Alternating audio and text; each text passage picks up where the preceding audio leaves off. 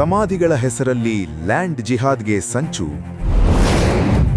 Railway platform ಮೇಲೆ, ಸೇತುವೆ ಸಂಧಿಯ ಕೆಳಗೆ ಮೃತದೇಹವೇ ಇಲ್ಲದ ನಕಲಿ ಸಮಾಧಿಗಳು. ಅಕ್ರಮ ಸಮಾಧಿಗಳ ಮೇಲೆರಗಿವೆ ಬುಲ್ಡೋಜರ್ಗಳು.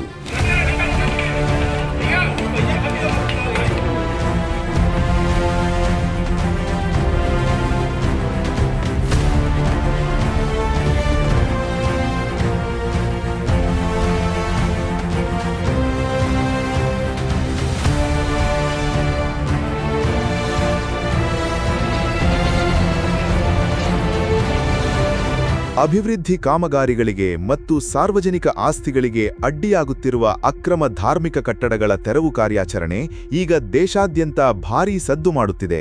ಅದರಲ್ಲೂ ವಿಶೇಷವಾಗಿ ಸರ್ಕಾರಿ ಜಾಗ, ಅರಣ್ಯ ಪ್ರದೇಶ ಹಾಗೂ ರೈಲ್ವೆ ಹಳಿಗಳ ಮಧ್ಯೆ ಸೇತುವೆ ಕೆಳಗೆ ರಾತ್ರೋರಾತ್ರಿ ತಲೆ ಎತ್ತುತ್ತಿರುವ ಅಕ್ರಮ ಮಜರ್ ಅಂದರೆ ಸಮಾಧಿಗಳ ವಿರುದ್ಧ ಸರ್ಕಾರಗಳು ಸಮರ ಸಾರಿವೆ. ಬೇರೆ ಬೇರೆ ರಾಜ್ಯಗಳಲ್ಲಿ ಈ ಮಜರ್ ಡೆಮಾಲಿಷನ್ ಕೆಲಸ ಶುರುವಾಗಿದೆ. ರೈಲ್ವೆ ಪ್ಲಾಟ್ಫಾರ್ಮ್ ಮೇಲೆ ಸಮಾಧಿ.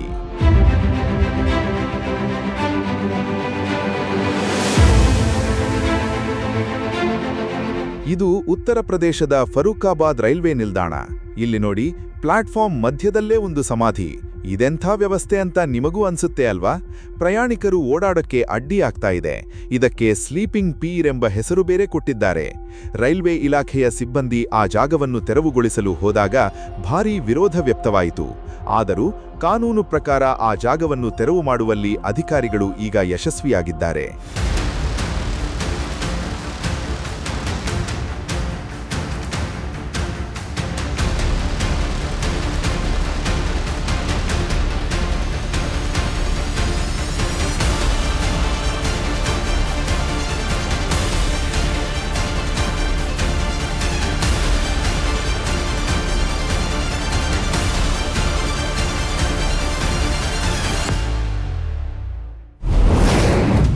ಬೃಹತ್ ಮರದ ಬೇರುಗಳ ಮೇಲೆ ಸಮಾಧಿ.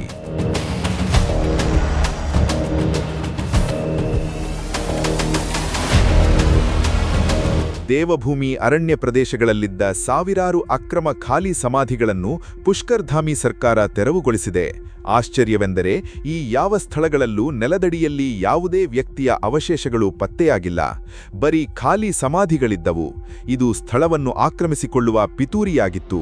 ಆದರೆ ಈಗ ಅಲ್ಲಿ ಒಂದು ಸಮಾಧಿಯನ್ನೂ ಕೂಡ ಉಳಿಸಿಲ್ಲ. ಬುಲ್ಡೋಜರ್ ಗರ್ಜನೆಗೆ ಎಲ್ಲವೂ ನೆಲಸಮವಾಗಿವೆ.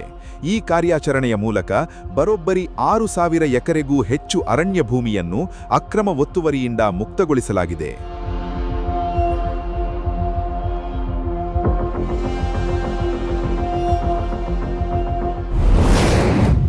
ಸೇತುವೆ ಸಂಧಿಯಲ್ಲೊಂದು ಸಮಾಧಿ.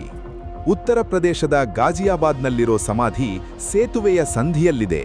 ಇಂತಹದ್ದೊಂದು ಸ್ಥಳದಲ್ಲಿ ಸಮಾಧಿ ನಿರ್ಮಾಣ ಮಾಡಬಹುದೇ ಎನ್ನುವ ಅಚ್ಚರಿಯೂ ಮೂಡುತ್ತೆ. ಗಾಜಿಯಾಬಾದ್ನ ಹಿಂಡನ್ ನದಿಯ ಸೇತುವೆ ಕೆಳಗೆ ಈ ಸಮಾಧಿ ಪ್ರತ್ಯಕ್ಷವಾಗಿದೆ. ಕೇವಲ 2.5 - 3 ವರ್ಷಗಳ ಹಿಂದೆ ದಿಢೀರ್ ಕಾಣಿಸಿಕೊಂಡ ಈ ಸಮಾಧಿಯನ್ನು ಬ್ರಿಟಿಷರ ಕಾಲದ ಸಮಾಧಿ ಬಿಂಬಿಸಲಾಗುತ್ತಿದೆ. ಆದರೆ ಇದು ಸುಳ್ಳು ಎಂದು ಸ್ಥಳೀಯರು ಜಿಲ್ಲಾಧಿಕಾರಿ ಕಚೇರಿಯ ಮುಂದೆ ಪ್ರತಿಭಟನೆ ನಡೆಸಿದ್ದಾರೆ.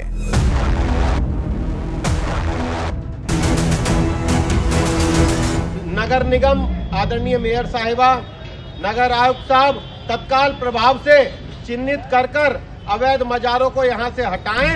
ಇನ್ನು ಅದೇ ಗಾಜಿಯಾಬಾದ್ನ ನವಯುಗ್ ಮಾರುಕಟ್ಟೆಯಲ್ಲಿ ಫುಟ್ಪಾತ್ ಮೇಲಿದ್ದ ಒಂದು ಸಮಾಧಿ. ಇದನ್ನು ಹಿಂದೂ ಸಂಘಟನೆಗಳ ಕಾರ್ಯಕರ್ತರು ಸುತ್ತಿಗೆಯಿಂದ ಹೊಡೆದು ಧ್ವಂಸಗೊಳಿಸಿದ್ದಾರೆ.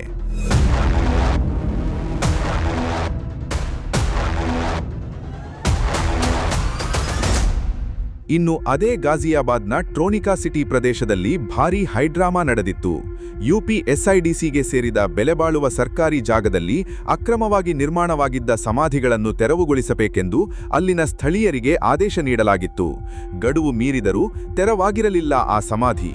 ಈಗ ಅಧಿಕಾರಿಗಳು ಬುಲ್ಡೋಜರ್ ಬಳಸಿ ಧ್ವಂಸಗೊಳಿಸಿದ್ದಾರೆ.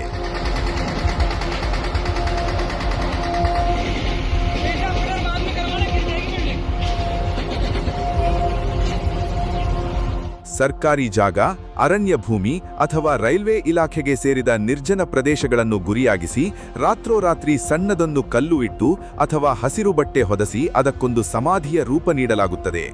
ದಿನ ಕಳೆದಂತೆ ಜನರ ಧಾರ್ಮಿಕ ನಂಬಿಕೆಗಳನ್ನು ಬಂಡವಾಳಗೊಳಿಸಿಕೊಂಡು ಆ ಜಾಗವನ್ನು ಶಾಶ್ವತವಾಗಿ ಒತ್ತುವರಿ ಮಾಡಿಕೊಳ್ಳುವ ಒಂದು ವ್ಯವಸ್ಥಿತ ಜಾಲವೇ ಇದರ ಹಿಂದೆ ಇದೆ ಎನ್ನುವುದು ಈ ಕಾರ್ಯಾಚರಣೆಗಳಿಂದ ಸ್ಪಷ್ಟವಾಗುತ್ತಿದೆ. ಮೃತದೇಹದ ಅವಶೇಷಗಳೇ ಇಲ್ಲದ ನಕಲಿ ಸಮಾಧಿಗಳ ಮೂಲಕ ಸರ್ಕಾರಿ ಜಾಗ ನುಂಗುವ ಈ ದಂಧೆಗೆ ಈಗ ಬ್ರೇಕ್ ಬೀಳುತ್ತಿದೆ.